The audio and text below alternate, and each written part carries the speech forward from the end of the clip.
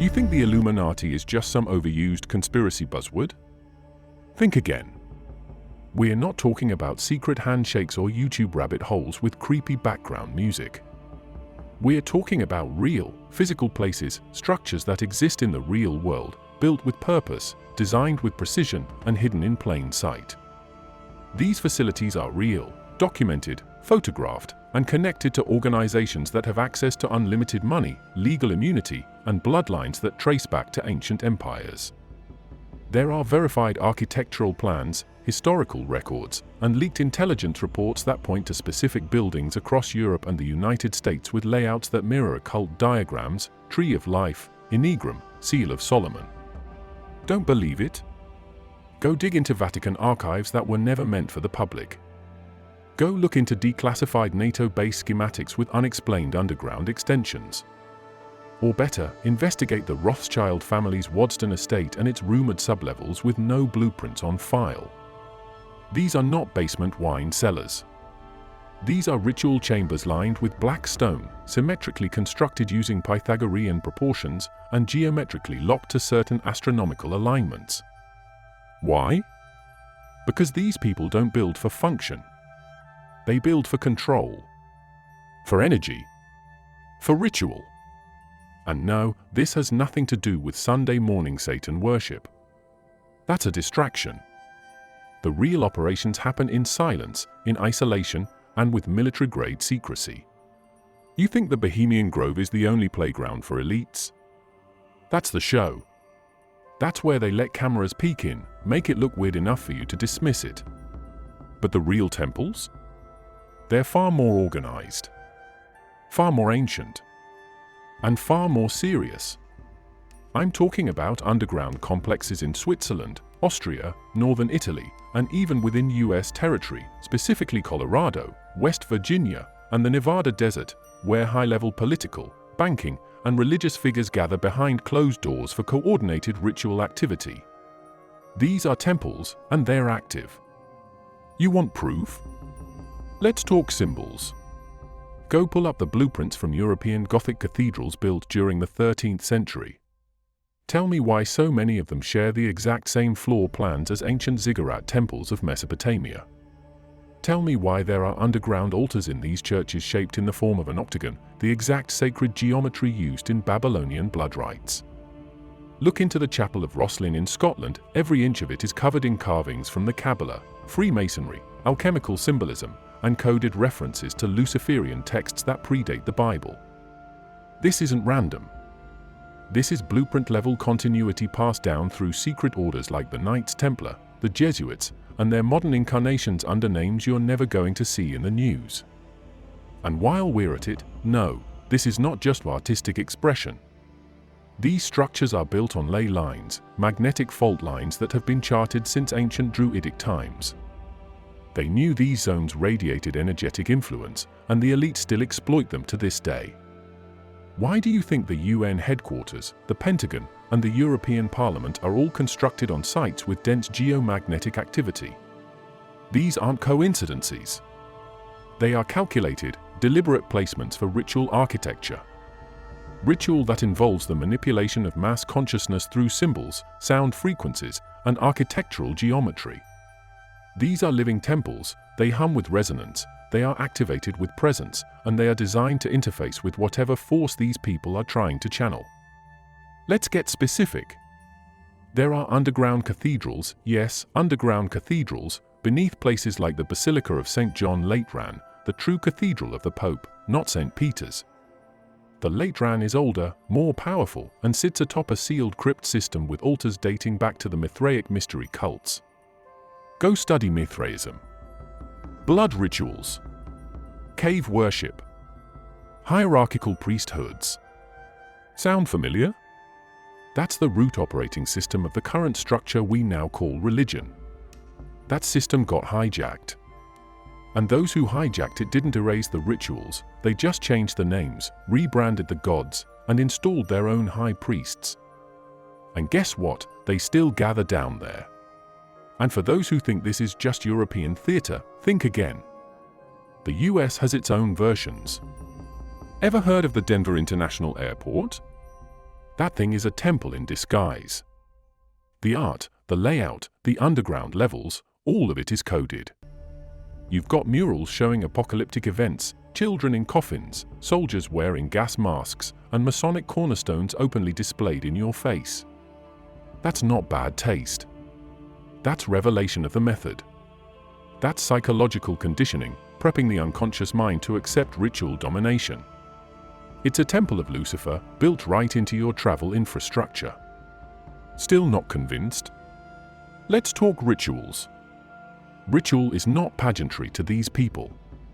It's science. Occult science. And these temples, whether above ground or buried, are functional laboratories for soul manipulation. They use sound chambers tuned to ancient solfeggio frequencies, floor patterns that mimic stellar constellations, and symbols that operate like sigils, each one carefully chosen, each one meant to unlock something in the human psyche or link them to forces beyond. It's not metaphor. It's a mechanism. And they've mastered it. Now here's the part that no one wants to hear: you fund these temples.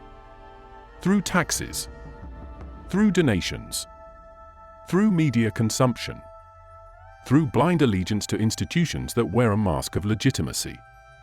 The same institutions that protect these temple builders, that classify their files, that silence whistleblowers, that erase names from flight logs and scrub digital trails. These temples aren't ancient ruins. They're operational command centers in a war for your consciousness.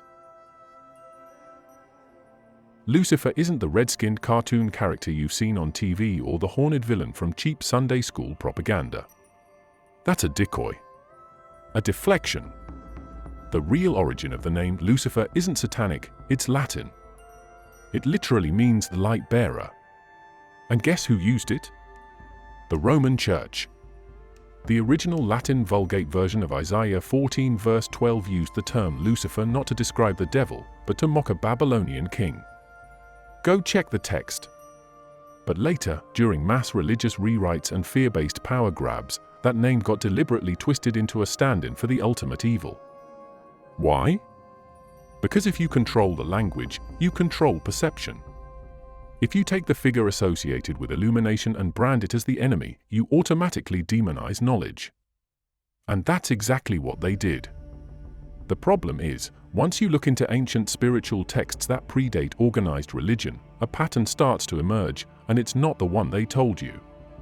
In Gnostic scriptures, especially in texts like the Pistis Sophia and Apocryphon of John, the real enemy isn't Lucifer. It's the demiurge, an imposter god who claims to be the ultimate creator but is actually an arrogant, blind entity cut off from the true source. This figure traps souls in a prison of matter and declares himself as God.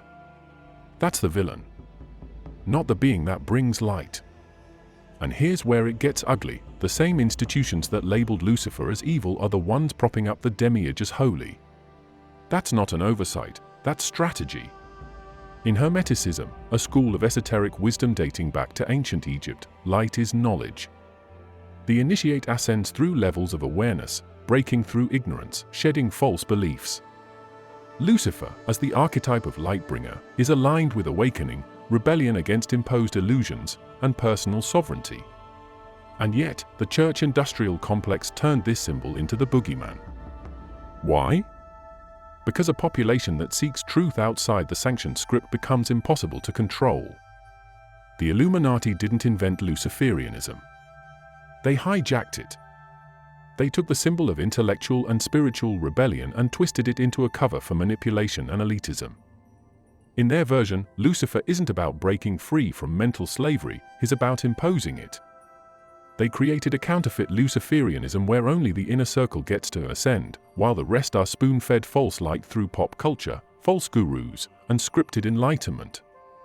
The real Luciferian principle, question everything, pursue gnosis, dismantle corrupt power, was inverted.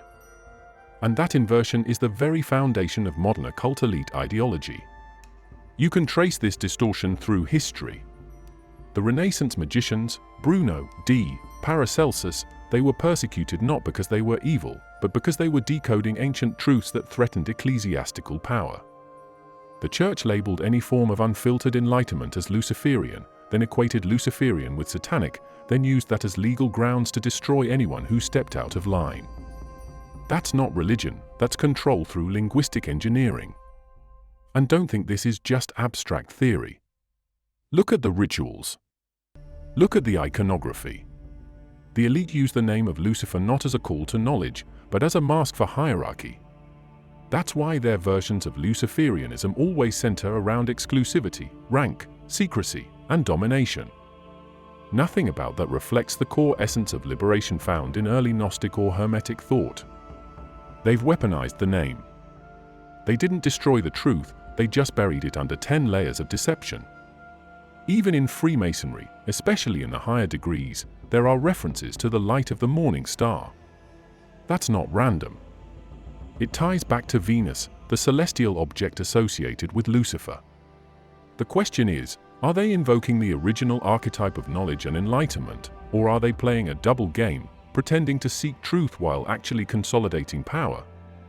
Based on how tightly they guard their secrets, how they structure their initiation systems, and how they place symbols of dominance over education, media, and religion, the answer should be obvious. Here's another angle most people miss. Lucifer, in the original context, is a title, a function, a role, not a person. The idea of a single evil being ruling a dark empire is theological fan fiction designed to simplify control. But a title like Bringer of Light could apply to any figure who awakens the masses. That could be Prometheus. That could be Christ, if stripped of institutional distortion. That could even be you. Which is exactly why they had to poison the term. Because if Lucifer starts meaning the one who sees through the lie, then suddenly everyone asking questions becomes the enemy of the system. And that's where it gets full circle. The ones who demonized Lucifer are the ones behaving like the tyrants they warned you about. They claim divine authority, demand obedience, crush dissent, and drown you in guilt for daring to think. That's not holiness. That's tyranny in religious drag. And the elites? They know exactly what they're doing. They're not confused about the meaning of Lucifer. They just hope you are. People love to dance around the topic, but let's just say it outright. Ritual blood sacrifice is not a myth, it's not medieval nonsense, and it's not extinct. It has evolved, gone underground, and been rebranded with layers of misdirection. You think the elite are just hosting dinner parties behind closed doors? You think billionaires are gathering in castles and bunkers for philosophical debate? No. There are detailed testimonies, sealed court documents, hidden police files, and insider leaks that point directly to ritualistic practices involving blood, psychological torment, and ceremonial acts that go back thousands of years. This isn't fantasy. This is the operational framework of power. Look at the ancient playbook. Human sacrifice was a core mechanism in nearly every ancient empire. Aztecs, Canaanites, Egyptians, Mesopotamians, even early Indo-European tribes, they all did it. Why? Because it wasn't just about death. It was about control over the spiritual field. Blood was considered the most potent carrier of life force. Shedding it in a ritualized context wasn't savagery, it was a gateway. And the modern elite didn't abandon this model. They just learned how to sanitize it. They replaced open altars with operating tables, stone temples with soundproof rooms, and priests with doctors, handlers, or intelligence officers. The methods changed. The core remained. There are underground facilities that have been consistently named by whistleblowers, some ex-intelligence, some survivors, where the same ritual structure is repeated over and over: isolation, symbolic dress code, scripted movement, and bloodletting. Not random violence, ritual violence. Structured. Scheduled. Performed for an audience. There's hierarchy in these acts. There are initiators, observers, and participants. And it's not about pleasing a deity. It's about binding the participants together under shared guilt and mutual secrecy. That's how real loyalty is manufactured, through trauma and complicity. You ever wonder why some of the most powerful families in the world have generations of behavioral disorders, mental breakdowns, and unexplained disappearances?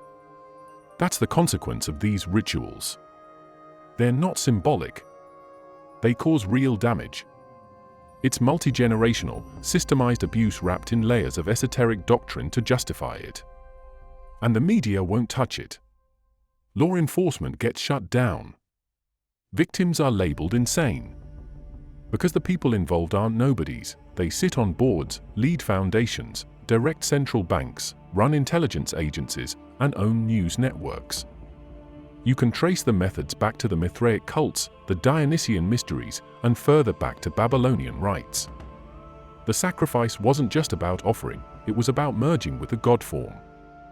In modern practice, that's been translated into summoning or channeling entities. And no, we're not talking about spirits floating around like Halloween stories. We're talking about intelligence, non-human, trans-dimensional, encoded in symbols and sound, accessed through altered states created by extreme trauma. Ritual bloodletting is the trigger. That's why victims are often drugged, hypnotized, or electroshocked. It's not for torture alone, it's to crack the psyche, fracture identity, and create a vessel for something else to step in. This isn't mysticism. This is weaponized metaphysics. Epstein Island? That wasn't a one-off. That was a node in a network. A portal of access for ritual abuse disguised as elite gatherings. That's why there were temples on that island. That's why there were underground chambers. That's why people like Bill Clinton, royalty, tech billionaires, and celebrities were regulars. It wasn't just sex. It wasn't just blackmail. It was ritual. Grooming victims, filming the acts, locking participants into a cycle of submission and silence. You want to know why names keep disappearing from official records? Because those records are the evidence of a modern priesthood hiding behind wealth and legal immunity. The reason blood is central to these rituals isn't superstition. It's data. Blood contains memory, DNA, and energy signatures. Ancient texts from the Zohar to the Vedas talk about blood as the medium through which soul energy circulates. It's not just physical. It's energetic. And when spilled with intention, under specific planetary alignments, within sacred geometrical space, it becomes a conductor. A signal flare into the unseen realm. That's the function. And the people running this system know it. They don't see it as evil. They see it as necessary. Efficient. Powerful. Hollywood glamorizes this all the time, but flips it into satire or horror fiction to neutralize the impact. How many shows have you seen about secret societies, human sacrifice, elite cults? They're telling you what they do, just enough to make you numb to it. It's the same tactic intelligence agencies use: hide the truth in plain sight, cloak it in fantasy, and laugh when people try to take it seriously. Meanwhile, the real operations continue. Hidden in charities, behind adoption agencies, inside elite schools, disguised as humanitarian projects, with ritual calendars based not on Gregorian dates, but ancient occult systems, Saturn alignments, solar eclipses, blood moons, and numerological gateways. Look around any major city, DC, London, Paris, Rome, even the Vatican itself, and what do you actually see? Forget the tourist photos and start looking at the shapes, the angles, the layouts. Obelisks, domes, pentagrams, pyramids, checkerboard floors, twin pillars. This isn't just architecture. It's not decoration. It's a codified language, one that operates on your subconscious whether you like it or not. These symbols aren't passive. They're active. They communicate with your nervous system, trigger emotional responses, and align your energy to a script you didn't write. This is ritual symbolism embedded in your environment 24/7, and most people have zero idea it's even happening. You think the layout of Washington, D.C. is random? The entire city was designed with Masonic geometry. Straight lines forming triangles that point to key buildings. Streets converging into sigils. The Capitol building mirrors the dome of the Vatican, which mirrors ancient Roman temples. That's not coincidence. That's legacy. That's architectural sorcery. It's sacred geometry hijacked and militarized into psychic control. They call it monumental design, but it's not about monuments, it's about dominating space and embedding intention into the grid of your consciousness. Why do you think the Eye of Providence is plastered on your dollar bill? Why is the obelisk, literally a petrified phallus from ancient Egypt, placed dead center in front of the White House? Why are checkerboard floors used in courthouses, cathedrals, and high fashion? These aren't creative choices. They are control markers. Every symbol comes from somewhere ancient. The obelisk was originally used in solar worship to anchor the power of Ra. The checkerboard pattern comes from Masonic initiation rituals symbolizing duality, confusion, and disorientation between realms. The all-seeing eye was never about God, it's about surveillance. Total omniscience. Authority over perception. You've been surrounded by a spell your entire life, and it's dressed up as tradition. They don't need to force you into temples anymore. They turned your cities into temples. Every financial district is a ritual site. Every courtroom is a stage for symbolic domination. Even sports stadiums are laid out with numerology and ancient patterns, mass rituals of distraction designed to drain energy and enforce allegiance. These buildings resonate. They channel. They echo frequencies and intent. And they do it without your permission, without your awareness, and without ever needing your belief. These people aren't stupid. They know exactly what symbols do. They know how geometry affects the psyche. They understand the power of encoding meaning in shapes, lines, and proportion. It's not spiritual, it's structural. Go study the architecture of Freemasonic lodges. Go study the temples of ancient Babylon. Then compare them to UN headquarters, Supreme Court chambers, or even the layout of the Vatican's St. Peter's Square. Same principles. Same blueprint. Power through pattern. And it's not just in the buildings, it's in the media. Look at music videos, award shows, corporate logos. You think it's edgy branding when every other logo has a hidden pentagram, a crescent moon, or a goat head silhouette. That's not branding. That's mass initiation. They repeat the symbolism until it's background noise, and by the time you recognize it, your subconscious has already absorbed the meaning. Go watch halftime shows at the Super Bowl. You're watching open-air rituals broadcast globally, wrapped in entertainment and pumped into your living room.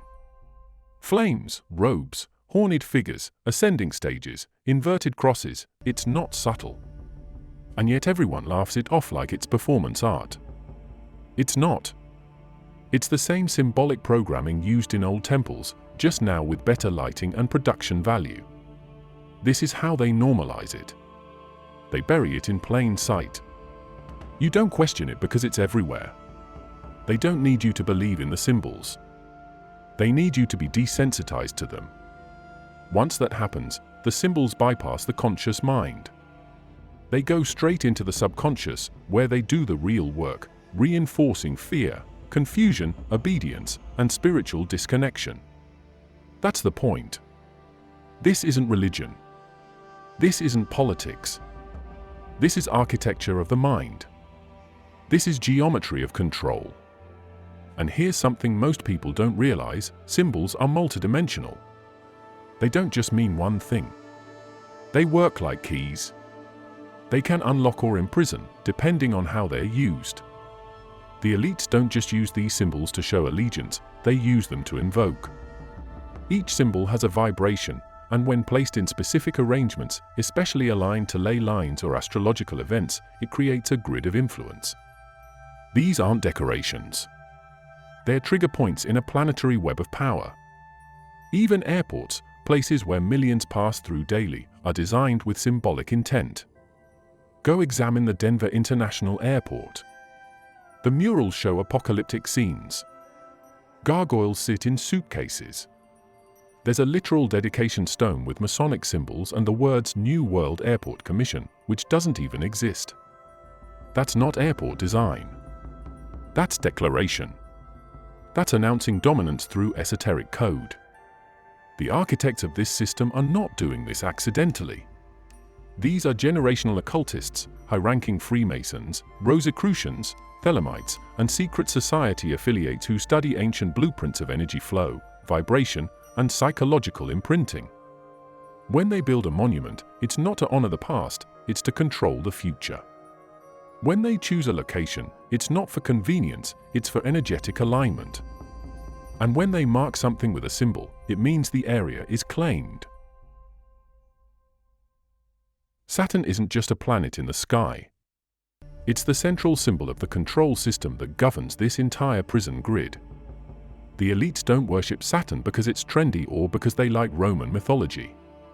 They do it because Saturn represents boundaries, limitation, time, death, authority, and karma, all the mechanisms that keep consciousness locked inside the loop. In ancient esoteric systems, Saturn is the last gate, the final boss, the cosmic warden at the edge of reality. And if you think that's just symbolic, you haven't been paying attention to how deeply embedded Saturnian coding is in every layer of modern control systems. The 6-point star, the cube, the black robe, the scythe, the owl, every one of these symbols traces back to Saturn. The black cube is the most blatant. You've seen it in Mecca, at the Kaaba. You've seen it outside Apple's New York store. You've seen it in Frankfurt's financial district, in Los Angeles courthouses, in science fiction films, in military insignia. It's everywhere because it represents the dimensional trap. The cube is a hyperdimensional prison model. In 3 dimensions, it's a box. But in 4, it folds in on itself, locking consciousness in a cycle. This isn't philosophical, it's structural. The black cube is the blueprint of reality under control. Saturn is tied to Chronos, the devourer of time. That's the archetype they're invoking, time as a predator. You're born into a clock. Every system is based on cycles, deadlines, schedules, expiration dates. Time isn't just a measurement, it's a cage. They don't teach you that Saturn is the origin of the concept of Satan not because they're the same, but because Saturn functions as the suppressor, the limiter, the enforcer of duality. That's why so many dark occult systems revere it. Because Saturn governs matter. And matter is what keeps you disconnected from full-spectrum awareness. This isn't theory, it's ritualized cosmology.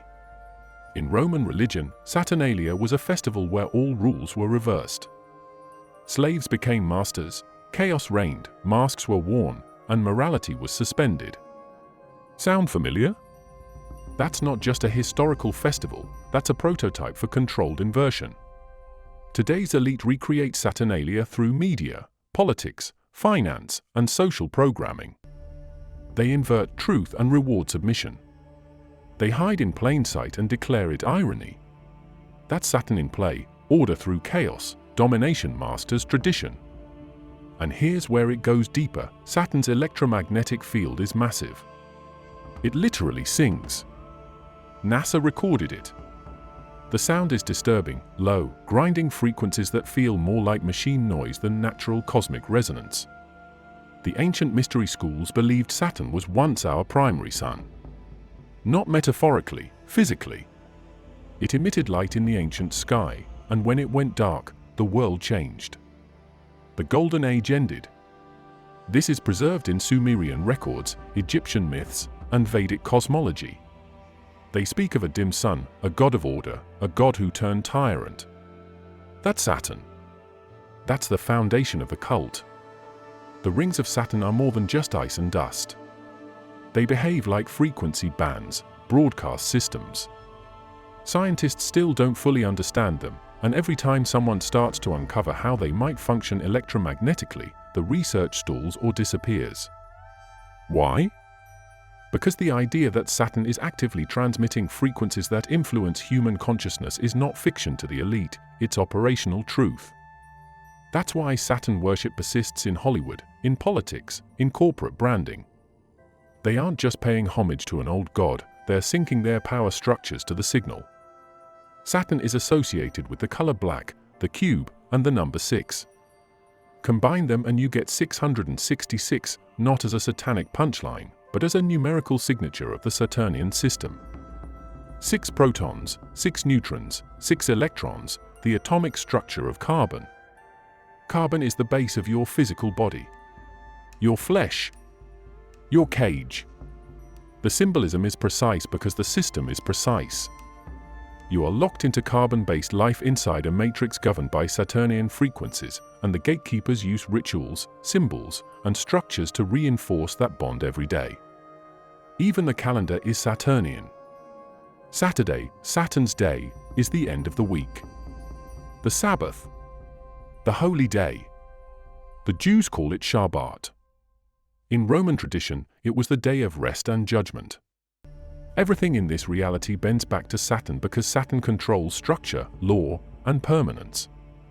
That's why legal systems wear black robes. That's why judges sit on benches under Masonic symbology. They're all channeling the authority of Saturn, the enforcer of rules, the limiter of freedom, the keeper of contracts. Spiritual, legal, financial, it's all bound under Saturn's influence. The entire reincarnation loop is Saturnian by design. When you die, the system doesn't release you. You're processed, judged, filtered, and sent back. Ancient Egyptian texts describe the weighing of the soul. The Tibetan Book of the Dead warns of deceptive beings guiding you to the light. Gnostic scriptures talk about the archons, gatekeepers of the spheres. Saturn is always the last one. The checkpoint. The final trap before escape. That's why escaping the matrix isn't just about waking up. It's about bypassing Saturn's influence entirely. You still think the Vatican is just a religious institution? You think the Pope is just a spiritual figurehead? Get serious. The Vatican is ground zero for centuries of occult coordination, covert alliances, and top-down control disguised as holiness. Behind the robes and the incense is one of the most sophisticated intelligence networks on the planet, older than the CIA, more powerful than MI6, and more connected than any modern surveillance system. And when it comes to Luciferian influence, the Vatican doesn't just know about it, they institutionalized it, archived it, encoded it, and embedded it into rituals, architecture, and global doctrine. The Lateran Treaty of 1929 didn't just make the Vatican a sovereign state. It turned it into a protected fortress. No investigations. No accountability. Total immunity. That's not just a diplomatic technicality, that's strategic insulation for whatever operations they run behind those walls. And before that? They already controlled Europe through bloodlines, land, and confession booths. Don't underestimate the confession booth. It's a psychological intel weapon. People literally line up to self-report sins, guilt, sexual trauma, family secrets directly into a system that's documented, analyzed, and used to maintain control. The Vatican has one of the largest libraries on Earth, most of it completely off-limits. Thousands of texts that the public will never see. Original grimoires, pre-Christian Gnostic scrolls, documents on ancient rituals, even technological blueprints that predate modern civilization. It's not hidden because it's irrelevant. It's hidden because it breaks the illusion. Documents that detail energy systems, soul mechanics, and the real function of ritual magic, locked up and sealed away by men who claim to follow Christ but operate like high-ranking occultists. And don't kid yourself thinking it's just historical preservation. The Vatican actively uses this material. They know how it works. They just don't want you to know. There's a reason Lucifer shows up in their official liturgy. The 2013 Exsultet, sung during Easter Vigil, openly refers to the Lucifer who does not fall and the torchbearer that brings light. This isn't conspiracy. This is published Vatican text. In Latin. Recited in ceremonies by priests who pretend to serve God but reference Lucifer directly in ritual context. The media doesn't translate it because they assume you won't understand Latin, and most people don't dig that deep. But the wording is real, the tone is intentional, and the theology behind it is esoteric as hell, no pun intended. Now let's talk hierarchy. Popes don't rise through holiness. They rise through politics, bloodlines, and secret society vetting. The Jesuits are not just educators. They are a militant order with global operations, access to unlimited funding, and direct influence in every continent. Their founder, Ignatius of Loyola, was a master occultist. The Jesuit oath includes lines about infiltration, subversion, and extermination of enemies. Not enemies of God, enemies of the order. These people don't work for salvation. They work for control. Strategic, generational, and ritualistic control. That's why so many intelligence agents and elite officials were trained at Jesuit institutions. Georgetown, Fordham, Boston College, factories for obedient minds cloaked in academic prestige. And yes, the Vatican has been involved in cover-ups, but it's deeper than abuse. That's just the smoke. The fire is ritual-based mind control. Monarch programming, altar splitting, SRA, all of it finds safe haven in the same institutions that claim moral superiority. When abuse happens, it's not just criminal. It's procedural. It's structured. Victims aren't just harmed, they are fractured, programmed, and discarded. And the silence around it? That's not incompetence. That's protection. The kind of silence that takes power, leverage, and centuries of perfected manipulation. You think world leaders just visit the Pope for a photo op? Presidents, CEOs, royal families, entertainers, they line up for an audience with the man in white because he's not just a religious figure. He's a gatekeeper, a broker, someone who controls access to ancient knowledge, global influence, and spiritual leverage. These meetings are initiations, alignments, formal recognition of who owns who.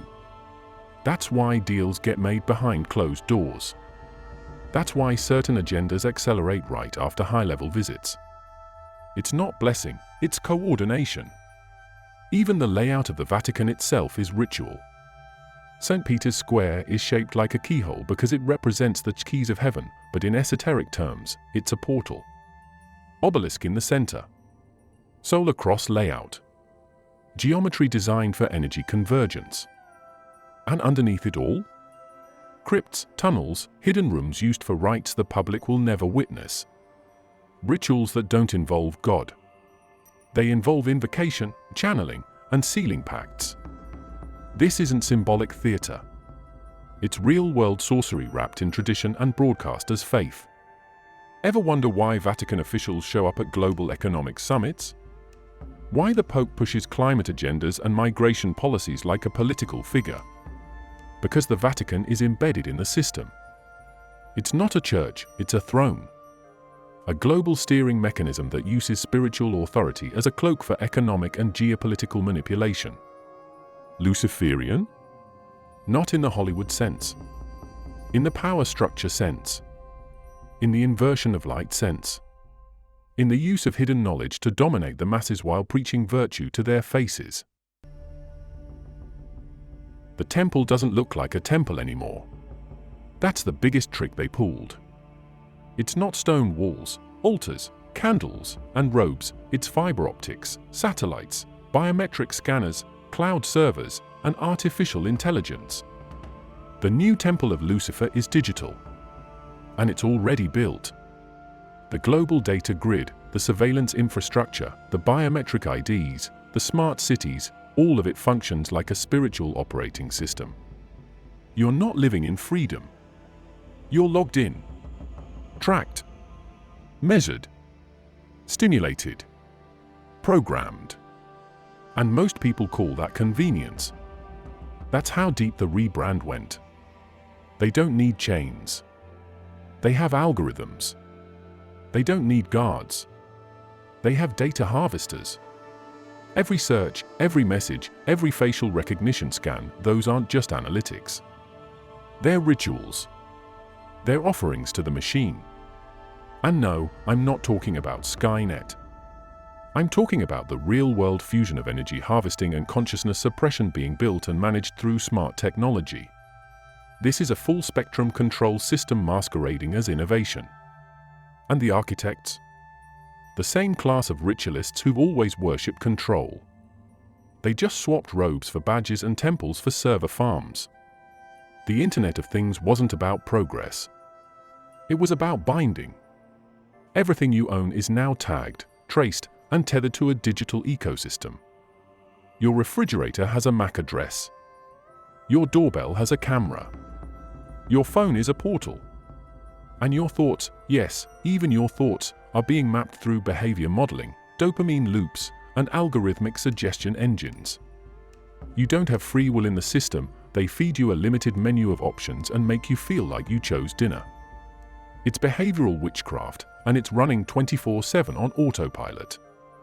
Every piece of the infrastructure, 5G towers, cloud backups, location services, health apps, it's a lattice of digital ritual.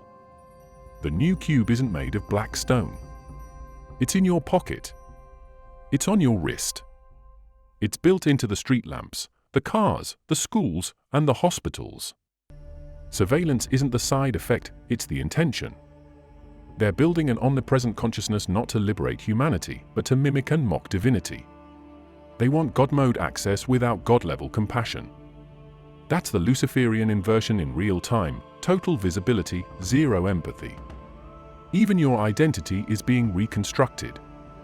It's not about you being a person anymore, it's about being a profile. A data stream. A score. That's the gateway to the new temple. Your biometrics become your access. Your social credit becomes your worth. And the rituals aren't done in secret, they're done in broad daylight. Scroll. Click. Agree. Accept. Swipe. Those are the new incantations. You offer your time, your attention, your emotional response, and the system feeds on it. It learns you. It rewrites you. It mirrors your shadow back at you until you forget who you were before the screen. Digital rituals are more effective than ancient blood rites ever were. Because they're constant. Invisible. Self-initiated. The priesthood doesn't have to hunt you down anymore, you sign into the ritual yourself. You download it. You agree to the terms. You update the firmware. That's the brilliance of the new model. You become the builder of your own prison. And they just sit back and reinforce the illusion that it's your choice. The metaverse is not an evolution. It's a trapdoor. They're moving from physical surveillance to total immersion. The more you plug in, the more they plug into you. Neural interfaces, VR rituals, gamified reality, it's not entertainment. It's initiation. Once you start living in the simulation, you stop questioning the source code. That's the final phase of control, when you can no longer tell the difference between ritual and routine, between programming and personality. This isn't coming, it's here. Look at China's digital ID system. Look at CBDCs, look at the push for digital passports. You think it's about safety, convenience, or public health. It's about locking every human into a single, centralized network with no backdoor. Once that system's online globally, the Temple of Lucifer won't need guards, gates, or sermons. It'll live inside your bank account, your phone, your health data, your job access, your food rations. Compliance becomes currency. Dissent becomes deletion. And behind it all? The same ancient obsession, control of the soul. Not just the body, not just the behavior, but the essence. The thing that makes you you. That's the real prize. Always has been. And the temple, in its digital form, is designed to capture it, compress it, tag it, track it, recycle it. You are not the user. You are the product. You are the sacrifice. And you're supposed to smile while it happens. Thank you for staying with me through this breakdown. If you made it this far, it means you're not asleep, and that matters. You've seen the layers. You've heard the codes. You've felt the truth behind the mask. Now it's on you to stay sharp, stay awake, and never surrender your inner ground. Appreciate you watching, and I'll see you in the next one.